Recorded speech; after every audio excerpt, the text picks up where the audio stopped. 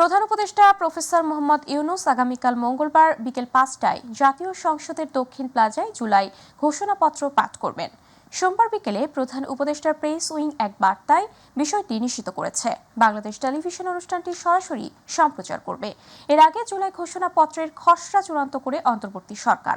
অনুষ্ঠানটিকে ঘিরে ইতিমধ্যেই নেওয়া হয়েছে ব্যাপক প্রস্তুতি। রাষ্ট্রপতি মোহাম্মদ শাহাবুদ্দিন বলেছেন, জুলাই গণ অভ্যুত্থানে শহীদদের পরিবার ও আহতদের জন্য ন্যায় বিচার নিশ্চিত করা রাষ্ট্রের পবিত্র দায়িত্ব। এই দায়িত্ব পালনে রাষ্ট্র অঙ্গীকারবদ্ধ। ঐতিহাসিক জুলাই গণ অভ্যুত্থান দিবস উপলক্ষে সোমবার দেওয়া একটি বাণীতে রাষ্ট্রপতি এমন মন্তব্য করে বলেছেন, জুলাই গণ অভ্যুত্থানে বৈষম্যমূলক রাষ্ট্র ব্যবস্থা ও ফ্যাসিবাদী অপশাসনের বিরুদ্ধে ছাত্র শ্রমিক জনতা সম্মিলিত প্রতিরোধ গড়ে তুলেছিল। বাণীতে তিনি গভীর শ্রদ্ধায় স্মরণ করেন জুলাই গণ অভ্যুত্থানের সকল শহীদকে, যারা দেশকে স্বৈরাচার মুক্ত করতে গিয়ে সর্বোচ্চ ত্যাগ স্বীকার করেছেন। এই গণঅভ্যুত্থানে আহত, পঙ্গুত্ব বরণ করা ও দৃষ্টিশক্তি হারানো সকল বীর জুলাই যোদ্ধার ত্যাগ ও অবদানকে তিনি শ্রদ্ধা ভরে স্মরণ করেন। অন্তর্বর্তী সরকারের প্রধান উপদেষ্টা অধ্যাপক মোহাম্মদ ইউনূস বলেছেন, টানা ১৬ বছরের স্বৈরাচারী অপশাসনের বিরুদ্ধে সম্মিলিত বিস্ফোরণ ছিল জুলাই গণ অভ্যুত্থান। জুলাই অভ্যুত্থানের মূল লক্ষ্য ছিল একটি বৈষম্যহীন, দুর্নীতি ও স্বৈরাচার মুক্ত নতুন রাষ্ট্র ব্যবস্থা প্রতিষ্ঠা করা, দেশের গণতন্ত্র পুনরুদ্ধার করে রাষ্ট্রকে জনগণের হাতে ফিরিয়ে দেওয়া। জুলাই গণ অভ্যুত্থানের বর্ষপূর্তি উপলক্ষে দেওয়া এক বাণীতে এই কথাগুলো বলেছেন প্রধান উপদেষ্টা। প্রধান উপদেষ্টা তার বাণীতে বলেন, সরকারের আমলে রাষ্ট্রযন্ত্রের সকল খাতে ব্যাপক সংস্কার কার্যক্রম গ্রহণ করেছে। জুলাই গণহত্যার বিচারের কার্যক্রম দ্রুতগতিতে এগিয়ে যাচ্ছে। জুলাই শহীদদের স্মৃতি রক্ষা ও আহত জুলাই যোদ্ধাদের পুনর্বাসনের উদ্যোগ নেওয়া হয়েছে। নির্বাচন নিয়ে বাণীতে প্রধান উপদেষ্টা বলেন, গণতান্ত্রিক অভিযাত্রাকে ত্বরান্বিত করতে ব্যবস্থা নেওয়া হয়েছে। এই সময় ষড়যন্ত্রের বিরুদ্ধে পুরো জাতিকে ঐক্যবদ্ধ থাকার আহ্বান জানান তিনি। কোনো একক ব্যক্তি নয়, জুলাই অভ্যুত্থানের রূপকার ছিলেন সাধারণ মানুষ। মৃত্যু জেনেও তারা নিজের সিদ্ধান্তে আন্দোলনে গিয়েছিল। জুলাই গণ অভ্যুত্থান দিবসের আলোচনা সভায় এসব কথা বলেন আইন উপদেষ্টা ডক্টর আসিফ নজরুল। গণহত্যায় অভিযুক্ত সাবেক প্রধানমন্ত্রী শেখ হাসিনাকে দেশে ফিরিয়ে দেওয়ার বিষয়ে ভারত সরকার সাড়া না দেওয়ার কথা জানিয়ে প্রয়োজনে আবারও উদ্যোগ নেওয়ার কথা জানান পররাষ্ট্র উপদেষ্টা মোহাম্মদ তৌহিদ হোসেন।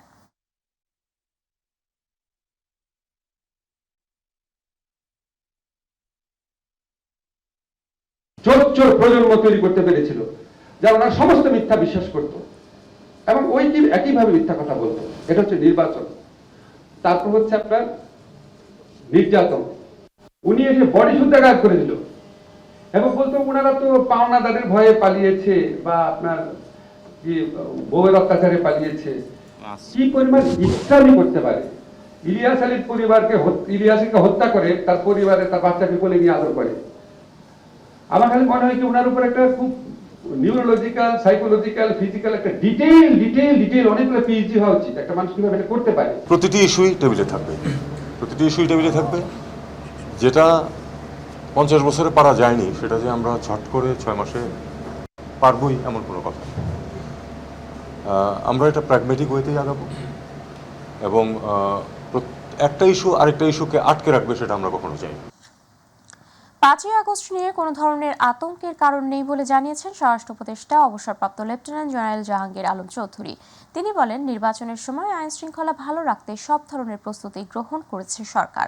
সকালে সচিবালয়ে স্বরাষ্ট্র মন্ত্রণালয়ের সভাকক্ষে আইন শৃঙ্খলা সংক্রান্ত কোর কমিটির সভা শেষে এসব কথা বলেন স্বরাষ্ট্র উপদেষ্টা। আরও জানাচ্ছেন রাকিব হাসান। সকালে স্বরাষ্ট্র উপদেষ্টা লেফটেন্যান্ট জেনারেল অবসরপ্রাপ্ত জাহাঙ্গীর আলম চৌধুরীর সভাপতিত্বে সচিবালয়ে স্বরাষ্ট্র মন্ত্রণালয়ের সম্মেলন কক্ষে অনুষ্ঠিত হয় আইন শৃঙ্খলা সংক্রান্ত কোর কমিটির বৈঠক। বৈঠক শেষে স্বরাষ্ট্র উপদেষ্টা জানান, দেশের সার্বিক পরিস্থিতি নিয়ে আলোচনা হয়েছে। মাদক ইস্যুকে গুরুত্ব দেওয়া হয়েছে জানিয়ে তিনি বলেন, এটি বর্তমানে দেশের অন্যতম প্রধান সমস্যা। স্পেশালি আমরা মাদকটার উপরে বেশি জোর দেই, যেহেতু মাদকটা আমাদের দেশে কিন্তু একটা বড় ধরনের সমস্যা দেখা দিচ্ছে। এটার জন্য আমরা সবসময় বেশি জোর দিই। এখন আপনাকে রিপোর্টিংও দেখছি, এখন ইয়াবার কিন্তু ধরা পড়তেছে অনেক বেশি। বাট এগুলি ধরা পড়লো ওই রুই কাতলাগুলি ধরা পড়তেছে না, ওই পুঁটি আর ট্যাংরা এইগুলি ধরা পড়তেছে। তা আমরা চাচ্ছি যে রুই কাতলাগুলি যেন আইনের আওতায় যত তাড়াতাড়ি নিয়ে আসা যায়। এই ব্যাপারে সাংবাদিকদের প্রশ্নের জবাবে স্বরাষ্ট্র উপদেষ্টা জানান, 5 আগস্টকে ঘিরে কোনো ধরনের আতঙ্ক নেই। 5ই আগস্টের সঙ্গে দেখেন তো কোনো ধরনের আতঙ্কের কোনো কারণেই নেই। আল্লাহ দিলে সব কিছু, সব প্রোগ্রাম হবে এবং সব ভালোভাবে হয়ে যাবে আল্লাহ দিলে। সারা দেশে বিশেষ অভিযান চলছে, যা নির্বাচনের আগ পর্যন্ত চলবে বলেও জানান জাহাঙ্গীর আলম চৌধুরী। বিশেষ অভিযানটা পুরো দেশেই চলতেছে, যেহেতু হয় কি এইটা ইলেকশনের আগ পর্যন্ত চলতে হবে, যেহেতু হয় কি আপনার তো মানে অস্বীকার করতে উপায় নাই যে আমাদের যে পরিমাণ হাতিয়ার চলে গেছে আমরা তো সব উদ্ধার করতে পারি না। নির্বাচন যেসব হবে, যেসব আইন শৃঙ্খলা পরিস্থিতি যেন ভালো থাকে, এই জন্য আমরা সব ধরনের প্রস্তুতি নিচ্ছি। রাকিব হাসান, মাই টিভি, ঢাকা। শুধু পরিকল্পনা এবং প্রতিশ্রুতিই নয়, প্রতিশ্রুতির বাস্তবায়নের মাধ্যমে মানুষ কল্যাণমূলক দেশও দেখতে চায় বলে মন্তব্য করেছেন বিএনপির ভারপ্রাপ্ত চেয়ারম্যান তারেক রহমান।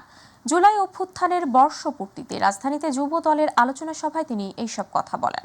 শহীদদের আকাঙ্ক্ষার বাংলাদেশ গড়ার মাধ্যমেই তাদের ঋণ পরিশোধ সম্ভব মন্তব্য করে আগামী বাংলাদেশ গড়তে জনরায় নিজেদেরও পক্ষে নিতে আস্থা অর্জনের জন্য নির্দেশনা দেন তারেক রহমান। মাহবুব সৈকতের রিপোর্ট।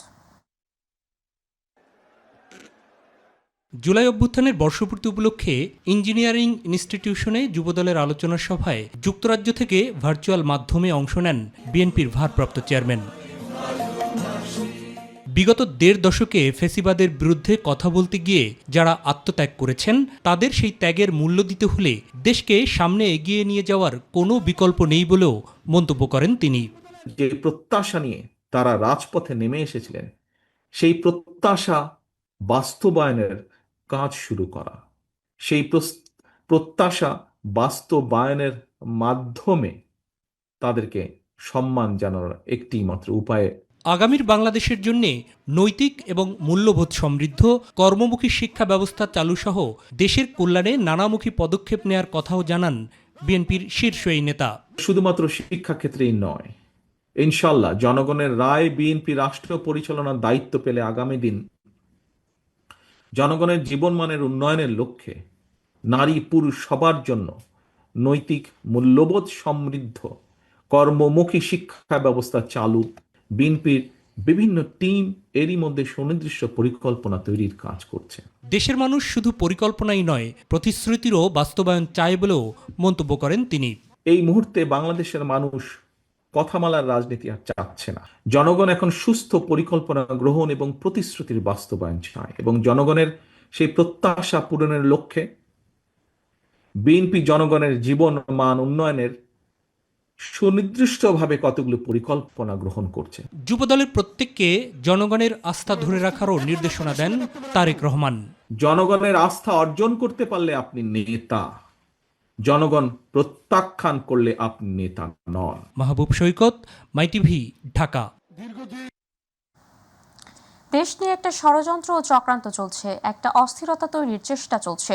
রাজধানীর ইঞ্জিনিয়ারিং ইনস্টিটিউট প্রাঙ্গণে যুবদল আয়োজিত যুব সমাবেশে কথা বলেন বিএনপির মহাসচিব মির্জা ফখরুল ইসলাম আলমগীর। এ সময় বিএনপির স্থায়ী কমিটির সদস্য মির্জা আব্বাস বলেন, খালেদা জিয়ার মতো শেখ হাসিনাও যদি একইভাবে ক্ষমতা হস্তান্তর করতেন তাহলে দেশে এত বড় ঘটনা ঘটত না। অনুষ্ঠানে শতাধিক শহীদ পরিবারকে সম্মাননা ও উপহার সামগ্রী বিতরণ করা হয়। আফজাল হোসেনের রিপোর্ট। গণঅভ্যুত্থানের শোক ও বিজয়ের বর্ষপূর্তি উপলক্ষে ফ্যাসিবাদ বিরোধী আন্দোলন ও আমার না বলা কথা শীর্ষক অনুষ্ঠানের আয়োজন করে জাতীয়তাবাদী যুবদল। অনুষ্ঠানে ১০০ শহীদ পরিবারকে সম্মাননা ও উপহার সামগ্রী বিতরণ করা হয়। এ সময় যুবদল ও বিএনপির সিনিয়র নেতারা উপস্থিত ছিলেন।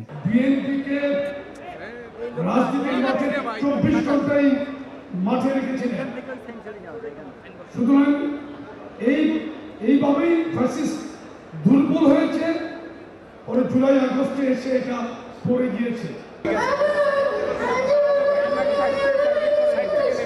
আমি চাই এই দেশে যে শেখ হাসিনা আমাদেরকে বিধবা করছে, যে বাচ্চাদের ইতিম করছে, সেটা দেশে আর না আসতে পারে। বিএনপির স্থায়ী কমিটির সদস্য মির্জা আব্বাস বলেন, খালেদা জিয়ার মতো শেখ হাসিনাও যদি একইভাবে ক্ষমতা হস্তান্তর করতেন তাহলে দেশে এত বড় ঘটনা ঘটত না। বঙ্গভবনে গিয়ে পরপরে মিটিং করে ক্ষমতা হস্তান্তর করেছিলেন। যদি শেখ হাসিনা যথারীতি ক্ষমতা হস্তান্তর করতেন, দেশে আজকে এই অরাজক পরিস্থিতি সৃষ্টি হতো না। বিএনপির মহাসচিব মির্জা ফখরুল ইসলাম আলমগীর বলেন, দেশে অস্থিরতা তৈরির জন্য ষড়যন্ত্র চলছে।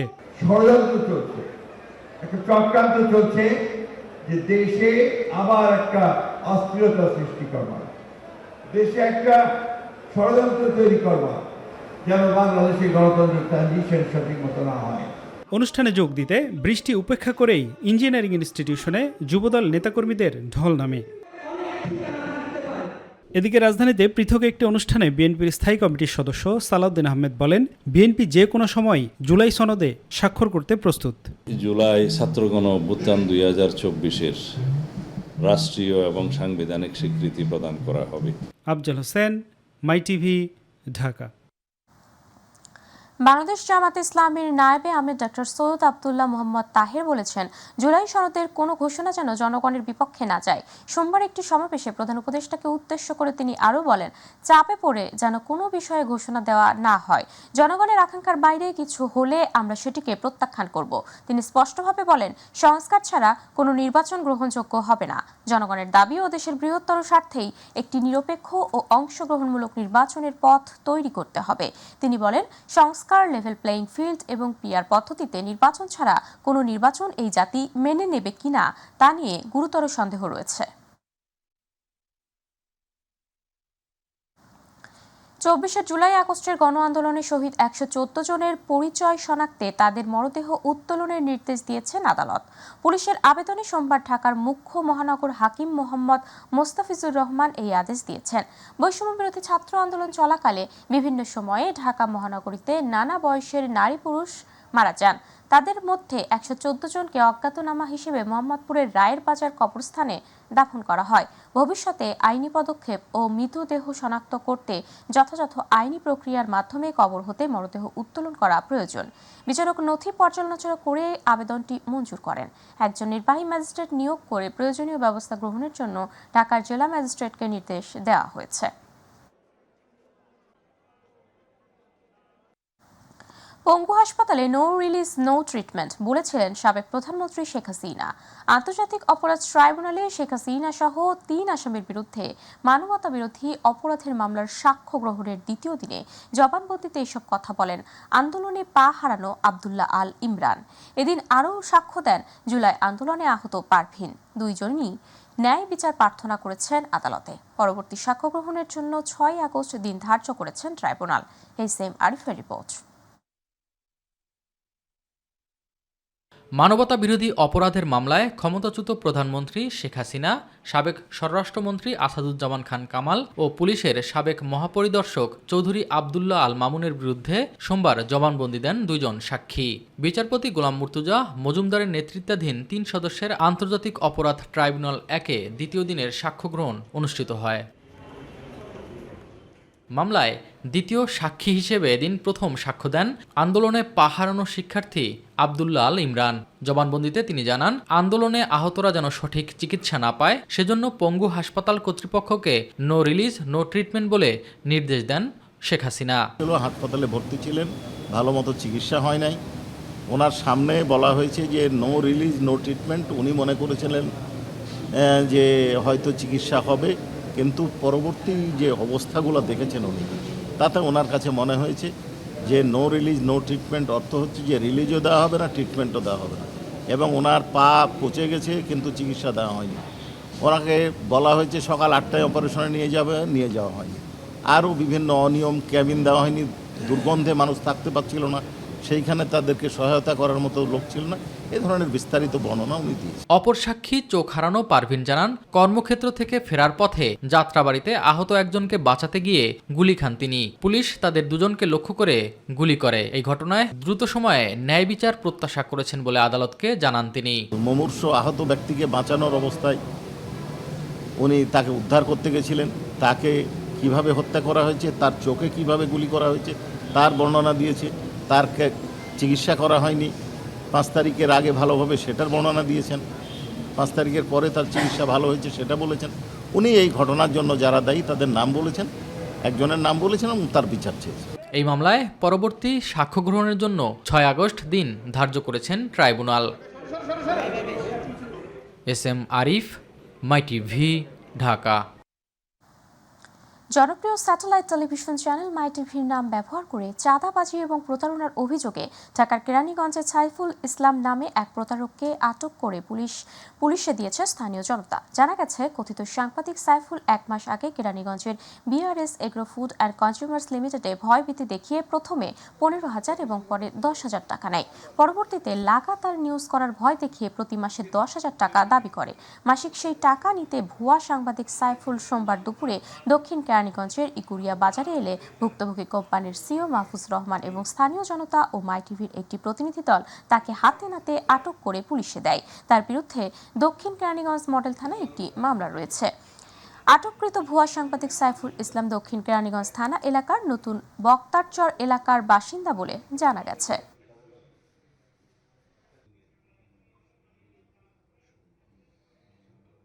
গণতান্ত্রিক পন্থায় যৌক্তিক দাবিতে আন্দোলন করলে সরকারের স্টেক হোল্ডাররা কানে তুলো দিয়ে বসে থাকে বলে মন্তব্য করেছেন এনসিপির মুখ্য সংগঠক নাসির উদ্দিন পাটোয়ারি। বিকেলে জাতীয় নাগরিক পার্টি এনসিপি আয়োজিত সংযুক্ত আরব আমিরাতে জুলাই যোদ্ধাদের মুক্তির দাবিতে সংবাদ সম্মেলনে তিনি এই মন্তব্য করেন। তিনি আরও বলেন, গ্রেপ্তারকৃতদের নিয়ে দূতাবাস গড়িমসি করছে, সক্রিয়ভাবে কাজ করছে না। অনুষ্ঠানে কথা বলেন দীর্ঘ 11 মাস সংযুক্ত আরব আমিরাতের আবুধাবির কারাগারের 26 বন্দীদের স্বজনরা। ওনাদের সন্তানদের এবং কারো বাপ, কারো হাজবেন্ড তাদের একটু মুক্তি চাচ্ছেন এবং তাদের প্রিয় মানুষকে তারা দেশের মধ্যে তাদের কাছে চাচ্ছেন। আপনারা সবাই একটু সংবাদগুলো একটু প্রচার করবেন, ওনাদের কথাগুলো, এবং আমরা বাংলাদেশ সরকারের কাছে আহ্বান জানাচ্ছি ওনাদের পরিবারের পক্ষ থেকে যে সরকার অতি দ্রুত সময়ের মধ্যে ওই দেশের যিনি সরকার রয়েছেন, সরকার প্রধান, তার সাথে যোগাযোগ করে তাদের ফেরত আনার ব্যবস্থা করতে হবে।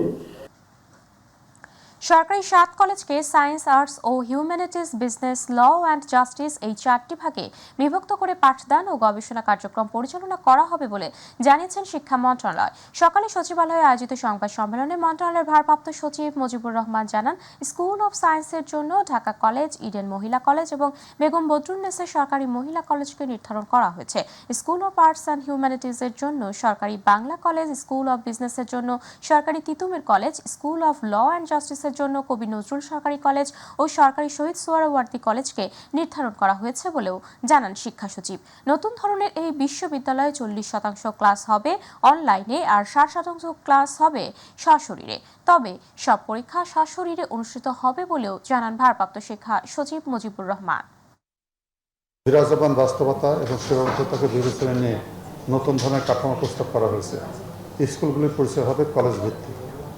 7টি কলেজকে 4টি স্কুলে, school of sciences, school of arts and humanities, school of business studies, school of law and justice, এই 4টি স্কুলে বিভক্ত করে প্রস্তাবিত বিশ্ববিদ্যালয়ে পাঠদান ও গবেষণা কার্যক্রম পরিচালনা করা হবে, যার প্রাতিষ্ঠানিক কাঠামো নিম্নরূপ। দেশের সকল শিক্ষা প্রতিষ্ঠান এবং শিক্ষার সাথে জড়িত সবার চাকরি জাতীয়করণের দাবি জানিয়েছেন জামাত ইসলামের নায়েবে আমির অধ্যাপক মুজিবুর রহমান।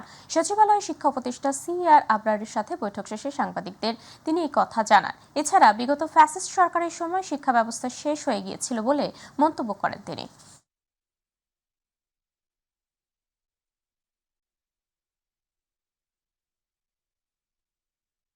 সকল শিক্ষা প্রতিষ্ঠান, সকল শিক্ষার সাথে জড়িত যারা, তাদের চাকরিকে যেমন জাতীয়করণ করতে হবে, প্রতিষ্ঠানগুলোকেও সেভাবে জাতীয়করণ করে আমাদের দেশের শিক্ষা ব্যবস্থাকে সুন্দরভাবে গড়ে তুলতে হবে।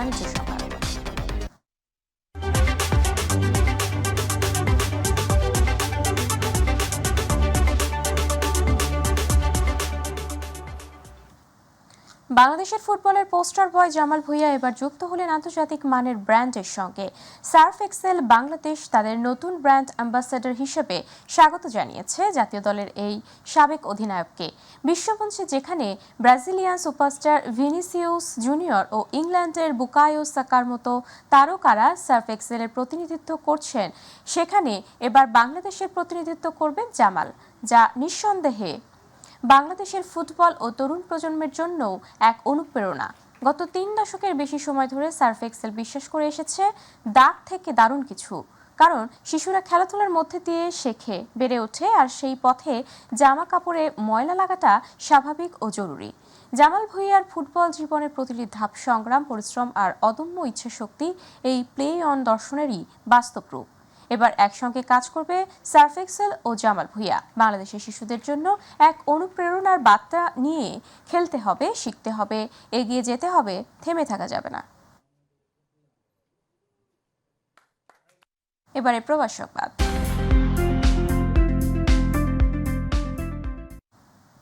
বাংলাদেশে ইউথ অ্যালায়েন্স মালয়েশিয়ার প্রথম কেন্দ্রীয় কাউন্সিল ও লিডারশিপ সামিট 2025 অনুষ্ঠিত হয়েছে। গতকাল রাজধানী কুয়ালালামপুরের জি টাওয়ার অডিটোরিয়ামে আয়োজিত এই সামিটে প্রধান অতিথি হিসেবে ভার্চুয়ালি যুক্ত ছিলেন ধর্ম উপদেষ্টা ডক্টর আ.ফ.ম. খালিদ হোসেন। প্রতিনিধি আশরাফুল মামুন জানান, কাউন্সিলে 2025-26 সেশনের জন্য প্রেসিডেন্ট হিসেবে বশির ইবনে জাফর ও সেক্রেটারি রফিকুল ইসলাম সহ সর্বমোট নির্বাচিত 28 সদস্যের কমিটি ঘোষণা করেন সংগঠনটির উপদেষ্টা ও ইউথ হাব ফাউন্ডেশনের সহ প্রতিষ্ঠাতা ও মহাসচিব পাভেল সারওয়ার। অনুষ্ঠানটিতে আরও উপস্থিত ছিলেন মালয়েশিয়ার বিভিন্ন বিশ্ববিদ্যালয়ের অধ্যাপক, গবেষক ও শিক্ষার্থীবৃন্দ।